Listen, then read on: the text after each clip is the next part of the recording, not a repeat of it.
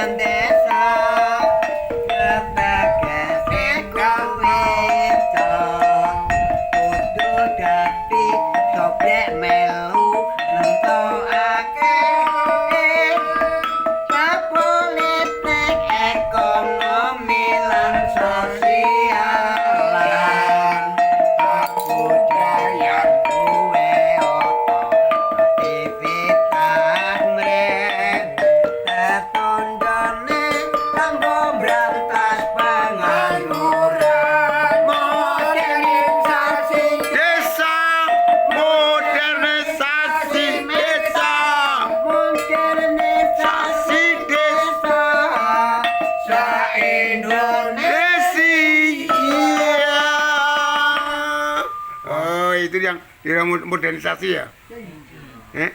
Karangan Narto Sabdo? Ya, Narto Sabdo lah. Oh, pinter ya. Kayaknya orang sing ngarang. Orang sing ngarang. Orang sing ngarang ya? Langka. Padahal, waduh. Berarti Narto Sabdo sudah ngerti Titi Laras Gending. Dia ngerti itu, padha kalau Sunan Kalijaga. Apa?